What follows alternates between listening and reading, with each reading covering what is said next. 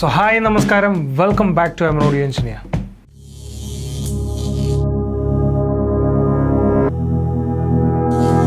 So without any delay, നമ്മൾ നേരെ ടോപ്പിക്കിലേക്ക് കടക്കുകയാണ്. സോ ഇന്നത്തെ നമ്മുടെ ടോപ്പിക് എന്ന് പറയുന്നത് ഓഡിയോ ഇൻ്റർഫേസും മിക്സറും തമ്മിലുള്ള വ്യത്യാസമാണ്. എനിക്ക് വാട്സപ്പിലൂടെ പലരും എനിക്ക് മെസ്സേജ് അയക്കുന്നുണ്ട്, ഇതുപോലെ ഓഡിയോ ഇൻ്റർഫേസ് നല്ലൊരു ഓഡിയോ ഇൻ്റർഫേസ് സജസ്റ്റ് ചെയ്യാമോ എന്ന് ചോദിച്ച് മെസ്സേജ് അയക്കാറുണ്ട്.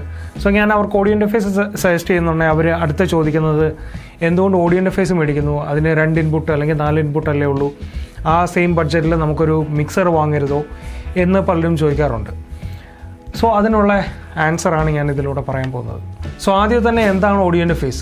കഴിഞ്ഞ ഒരു വീഡിയോയിൽ ഞാൻ ഇതിനെക്കുറിച്ച് ഡീറ്റെയിൽ ആയിട്ട് പറഞ്ഞിരുന്നു. സോ ഓഡിയോ ഇൻ്റർഫേസിനെ കുറിച്ച് ഡീറ്റെയിൽ ആയിട്ട് അറിയണമെന്നുണ്ടെങ്കിൽ ഞാൻ മുകളിൽ ലിങ്ക് ആഡ് ചെയ്യുന്നതായിരിക്കും, അതേപോലെ ഡിസ്ക്രിപ്ഷനിൽ ആഡ് ചെയ്യുന്നതായിരിക്കും.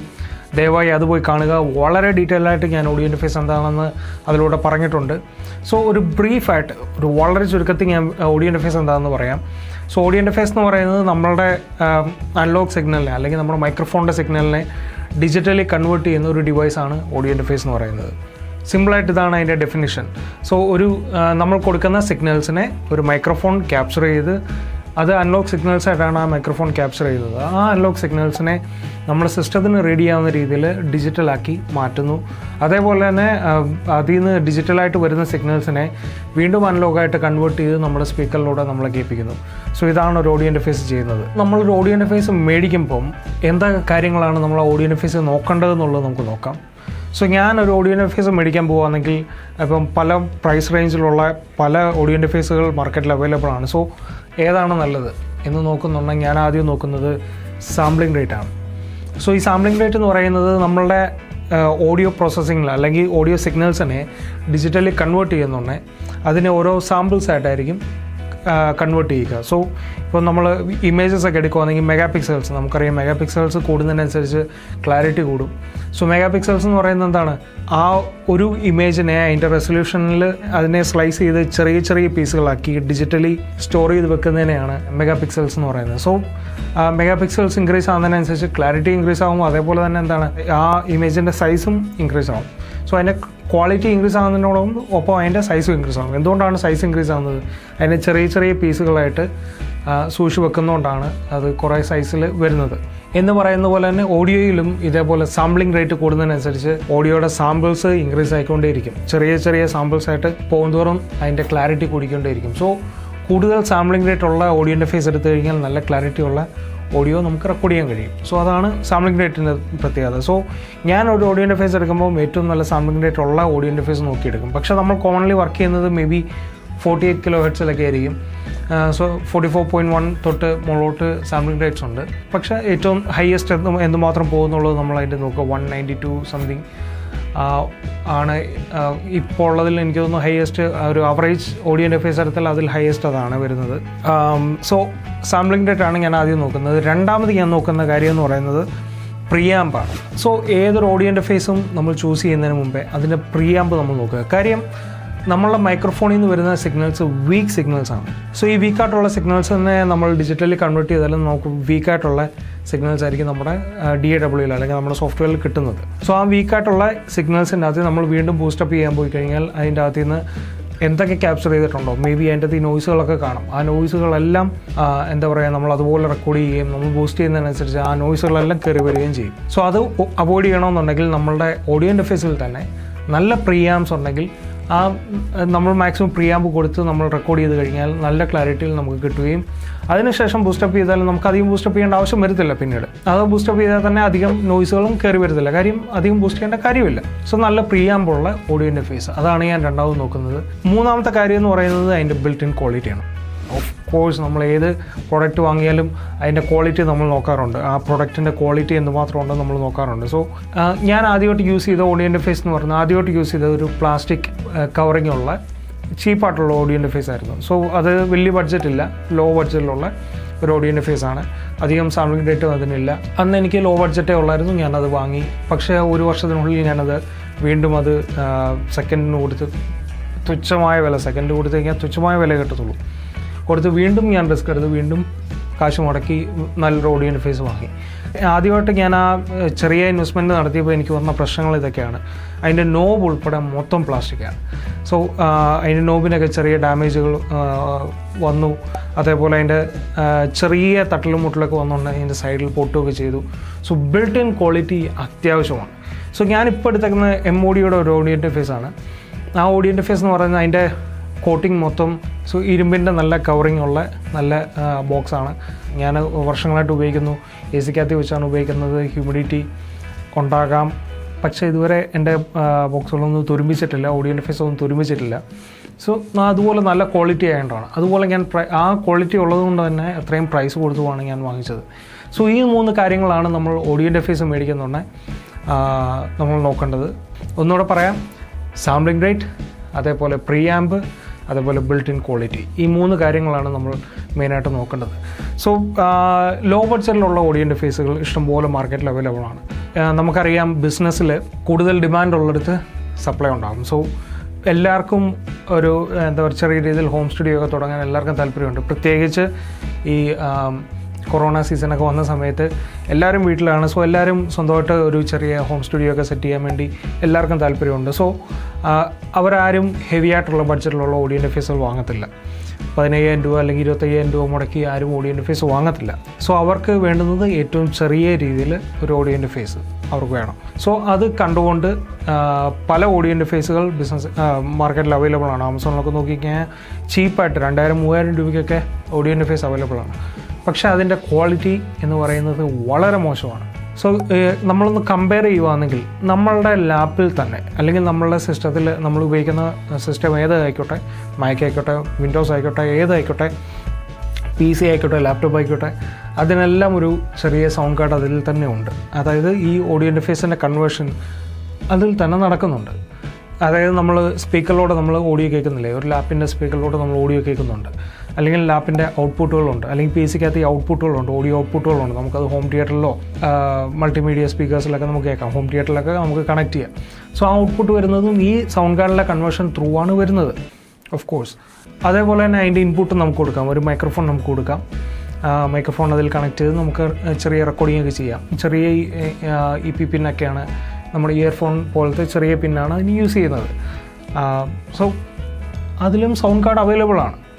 പക്ഷേ ആ സൗണ്ട് കാർഡിന് ഹെവി സാമ്പിളിംഗ് റേറ്റ്സ് കൺട്രോൾ ചെയ്യാൻ പറ്റത്തില്ല. നമ്മളുടെ ഓഡിയോ പ്രോസസ്സിങ്ങിനൊന്നും ആ ഒരു സൗണ്ട് കാർഡ് കൊണ്ട് നമുക്കൊന്നും ചെയ്യാൻ കഴിയത്തില്ല.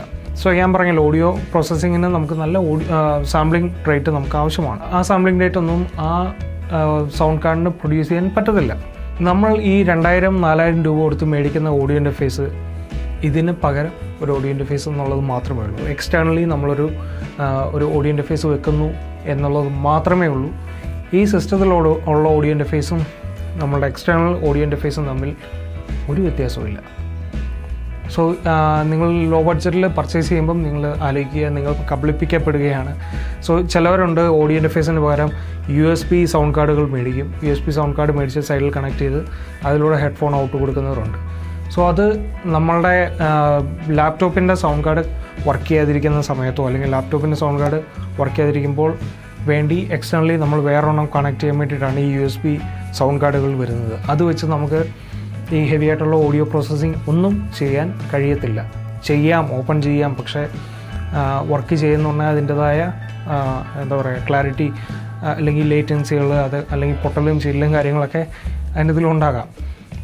അത് കാരണം നമുക്ക് പ്രോപ്പറായിട്ട് എഡിറ്റ് ചെയ്യാൻ പറ്റത്തില്ല.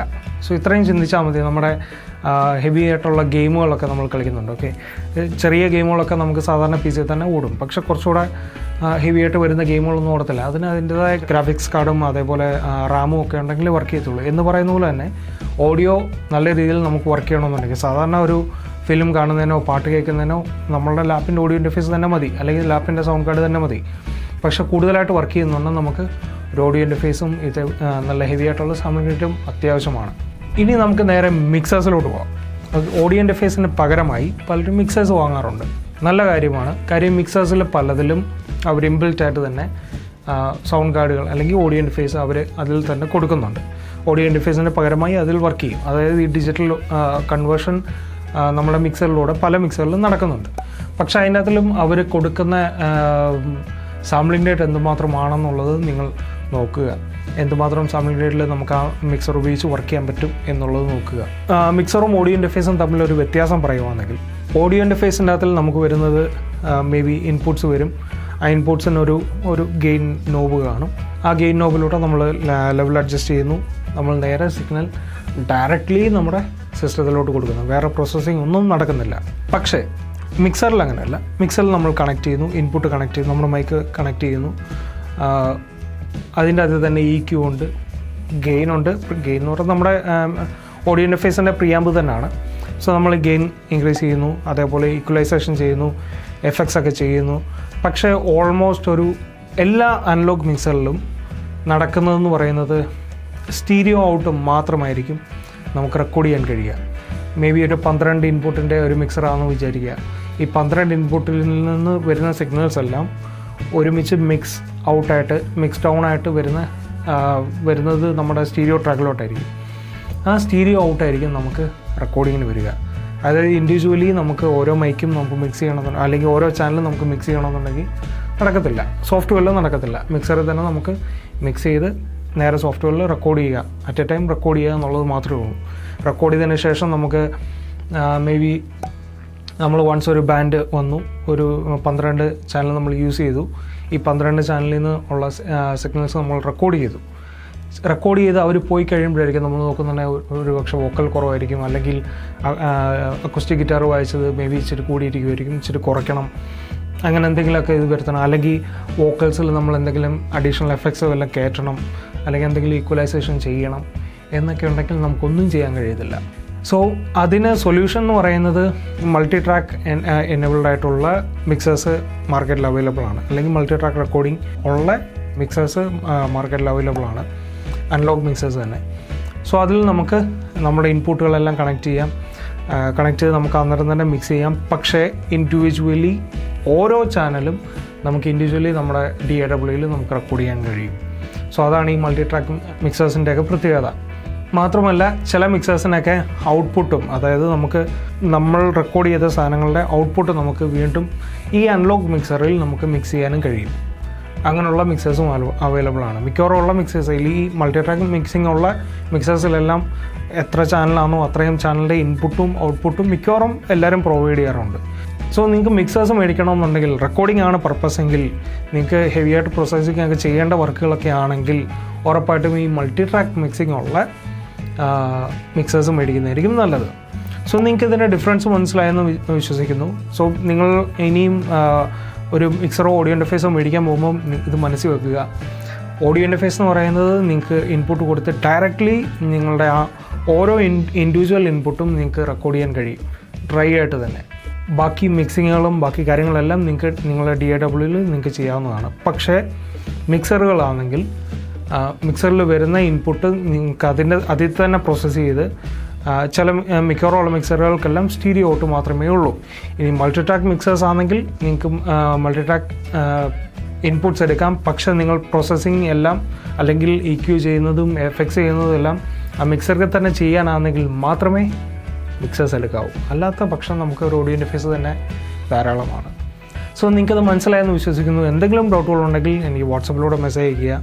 സോ കഴിയുന്നിടത്തോളം ഞാൻ എല്ലാവർക്കും റിപ്ലൈ അയക്കാറുണ്ട്. പക്ഷേ ഇപ്പോഴും പലർക്കും ഒരാഴ്ചയ്ക്ക് മുമ്പ് ഒക്കെ അയച്ച മെസ്സേജുകൾ വരെ എനിക്കിപ്പോഴും ചിലർക്കൊന്നും മെസ്സേജ് അയക്കാൻ കഴിഞ്ഞിട്ടില്ല. കാര്യം ഇഷ്ടംപോലെ മെസ്സേജാണ് വരുന്നത്. ഈ വീഡിയോ കാണുന്നതിൽ ഭൂരിഭാഗം പേരും എനിക്ക് വാട്സപ്പിലൂടെ മെസ്സേജ് അയക്കാറുണ്ട്. സോ അവർക്കെല്ലാം ഞാൻ റിപ്ലൈ അയച്ചുകൊണ്ടേയിരിക്കുകയാണ്. ഒരാൾക്ക് റിപ്ലൈ അയച്ചു കഴിഞ്ഞാൽ അയാൾ ഉടനെ തന്നെ അടുത്ത ക്വസ്റ്റ്യനായിട്ട് വരും, അല്ലെങ്കിൽ അടുത്ത എന്തെങ്കിലും മെസ്സേജോട്ട് വരും. വീണ്ടും കണ്ടിന്യൂസ് ആയിട്ട് ആളെ എൻഗേജ് ചെയ്തുകൊണ്ടിരുന്ന് കഴിഞ്ഞാൽ അടുത്ത ആൾക്ക് എനിക്ക് റിപ്ലൈ ചെയ്യാൻ പറ്റാതെ വരും. സോ അതുകൊണ്ടൊക്കെയാണ് പലർക്കും ഞാൻ റിപ്ലൈ ചെയ്യാഞ്ഞത്. Really sorry. ഈ ദിവസങ്ങളിൽ തന്നെ എല്ലാവർക്കും ഞാൻ റിപ്ലൈ അയക്കുന്നതാണ്. അതേപോലെ വീഡിയോ കാണുന്നതിൽ ഭൂരിഭാഗം പേരും സബ്സ്ക്രൈബ് ചെയ്യുന്നില്ല. ദയവായി നിങ്ങൾക്ക് വീഡിയോ ഇഷ്ടപ്പെട്ടെങ്കിൽ ദയവായി സബ്സ്ക്രൈബ് ചെയ്യുക. ഇതിനേക്കാൾ ഇൻഫോർമേറ്റീവായിട്ടുള്ള ഇഷ്ടംപോലെ വീഡിയോസ് ഇനിയുള്ള ദിവസങ്ങൾ വരുന്നതായിരിക്കും. So thank you so much for watching this video. ഈ വീഡിയോ ഇഷ്ടപ്പെട്ടെങ്കിൽ ലൈക്ക് ചെയ്യുക, സബ്സ്ക്രൈബ് ചെയ്യുക, മറ്റുള്ളവർക്ക് ഷെയർ ചെയ്ത് കൊടുക്കുക. Thank you so much. See U.